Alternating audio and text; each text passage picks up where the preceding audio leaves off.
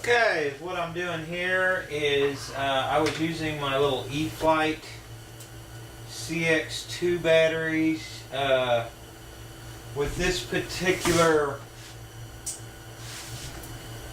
helicopter. It has a RCE B6T regulator on it, and it's designed for Lipo 2-cell or lithium-ion batteries only. You might be able to get by with light batteries at 6.6, but anyway, I ordered a new battery for this helicopter. I don't have a battery for it, so I've been setting it up with these E-Flight batteries because they have the JST connector, which is what this regulator supplied. Okay, these don't last very long, and I'm having to constantly charge them in the process of setting it up.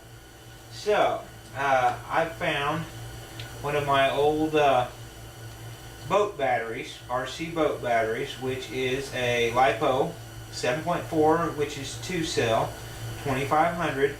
Now, a lot of my batteries that I have problems with, or they start puffing, which puffing isn't always a sign of a bad battery. A lot of that is in the manufacturing process when they puff. It's because they let a little bit too much oxygen during the manufacturing process. So when your lipos puff, you don't always have to just throw them away. Now I do take a lot of precautions when charging and stuff. I put them down in a cup or on a plate or on something, and I keep an eye on them. But what I do is I keep all my old batteries around, and all my old ends. When I throw batteries away, I cut my ends off very carefully. That way I have a JST end laying around, and I have a battery laying around. Now I go ahead and I charge them, and I keep them with my other batteries. I've got a whole pile of them over there. I'll show you here in a minute. And they come in real handy for bench batteries. And I learned that from a friend of mine. I used to throw all my old batteries away, or if I didn't have the model, I'd get rid of them. But you keep your ends. You never know when you're going to use them. You keep your batteries. You keep them charged up. You try to keep them in good shape. Now, granted, when they do go bad, and you need to do something with them, go ahead and keep your ends and stuff. Now, what I'm doing here is I'm just splicing into the wires to get my JST plug. I'm not doing a real good job. I'm just doing a basic job. That way I can use it as a bench battery with a JST connector, because I'm not going to use this for anything but just a bench battery. So what I'm doing is I'm cutting into the wire, covering a little bit, and I put them down away from each other a little bit. That way I'm not going to have as much of a chance of crossing them. You do not want to cross your wires in this process. It'd be very bad. Pay close attention to your polarity. Polarity of your plug, polarity of your socket, your positive and your negative. Okay. With that said, I made a long enough wire to tie around there to get a connection. Twist it and make it nice and tight. Now, if I was going to use this battery on a model, I would probably cut this plug off unless I needed it for charging. And I would for sure solder these ends or use some sort of connectors. But for this use, I try to twist them very tightly. I use electrical tape. Now I would usually use shrink wrap if I was going to use it on a model. This is just going to be a bench battery for the setup, because I've actually ordered a new battery. Remember, on your models, if you have any question on your batteries, batteries are fairly cheap.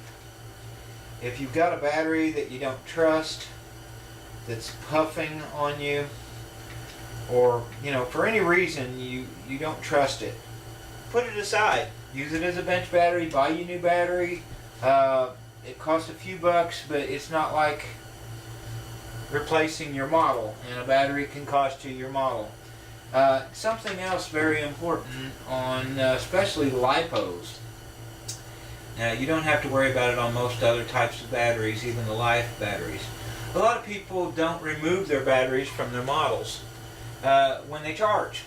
It's just too much work. Well, on a Lipo battery, you can burn up your model. You can tear up your model in the process of charging because they catch on fire. You can burn your house down. Take a lot of caution with lipos. I buy these little, of course you've got these battery testers and you can plug those into a lipo.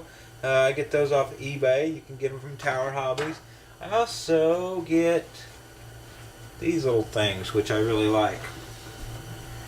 And if you'll constantly go through, especially on your lipo batteries, and you will see what kind of shape they're in. Okay, number 1 cell 397, number 2 397, number 3 397, total 7.9. okay, this is only a 2-cell battery, so 1 3.97, 2 3.97, all 7.9. okay, this is a 2-cell, it's a 7.4, so 3.9 or 7.9 is good.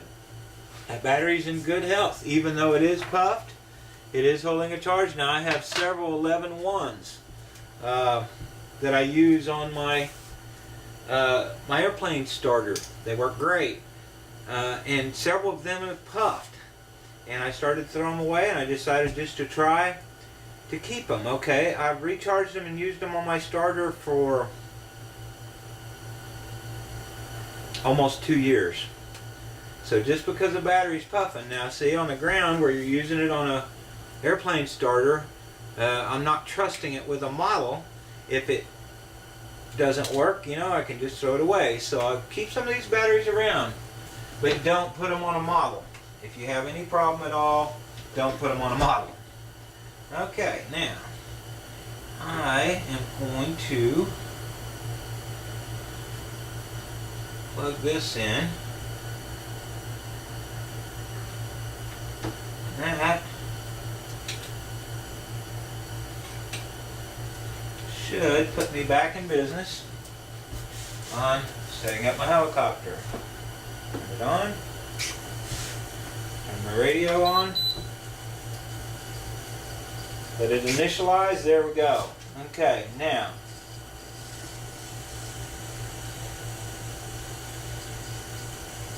I would probably go to starting up some of my modes. Now I am actually at center. Let me check this again. I would really like to be at actual 0 with my fly bar leveled.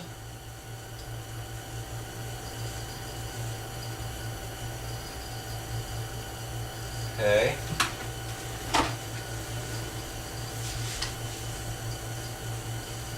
I'm really pretty close. I'm going to need to set up something to put my fly bar on so I can keep it completely level. So what I'm going to do is I'm going to rig up a little box here that I can use for that purpose. Now this is kind of not a very good way to do it, but it will work in a pinch. I need to get a line level and a line level with a level table, which most people's floors aren't level, so I actually came in and just leveled my table.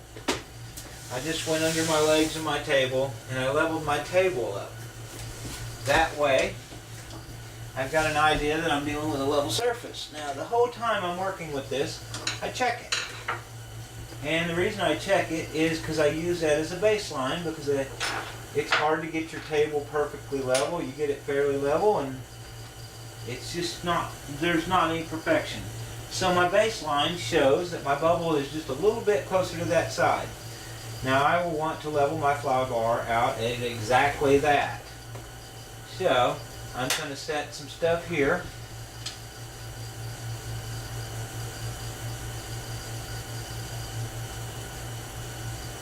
Underneath my fly bar to do that. Okay, I need something with just a little bit of weight to it. Okay. I'm actually going to probably need something that I can tape to, because I'm going to want to hold it there. Okay, I'm getting awfully close. Let's see here. What can I use?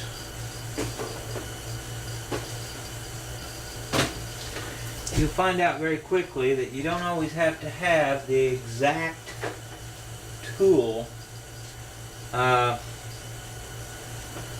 you're just probably not going to always have the exact tool.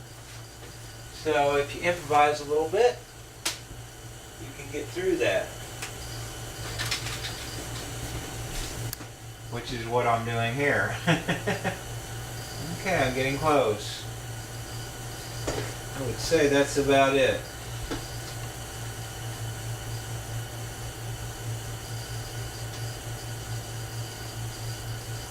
Just a little bit more. Okay? I just need just a little bit more.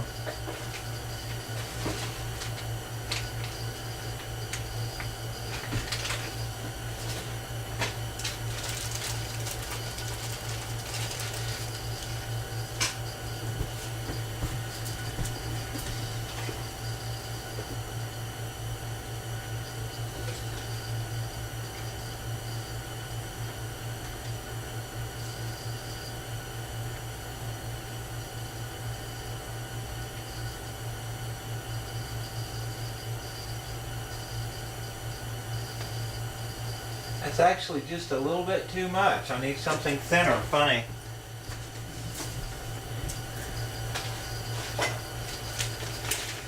Have just the thing.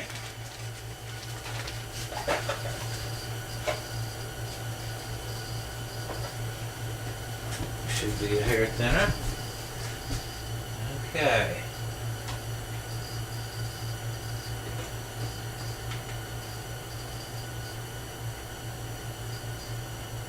There it is. Okay. There's my fly bar level.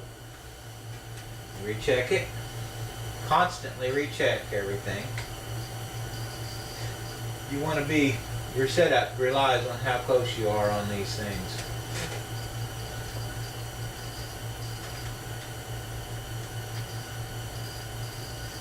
It is not bad at all. Now, make sure my blade's straight. Okay, now, I make sure I'm at center stick, and the way I do that is I go to my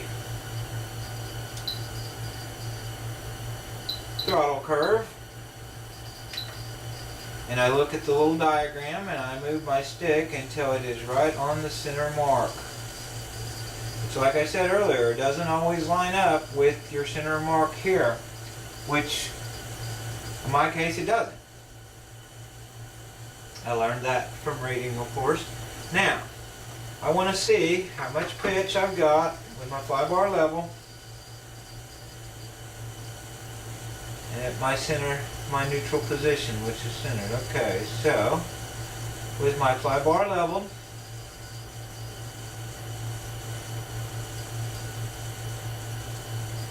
okay, looks like +1, +1. Okay. Let me see if everything, see if all my linkages are pretty straight. Awfully close. Everything's awfully close. So,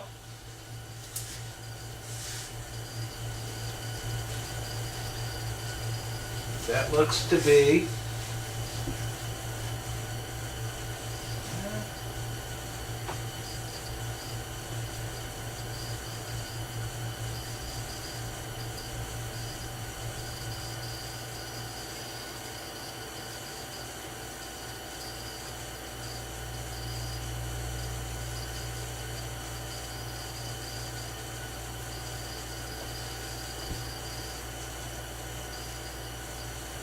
probably almost 2 degrees. Probably almost 2 degrees. A positive pitch, meaning that this back edge is turning down. I have almost 2 degrees of positive pitch at a neutral setting. So, let me see. And of course I could adjust it with my linkages, but my linkages are so close. I'm going to see if I can do it with my pitch curve.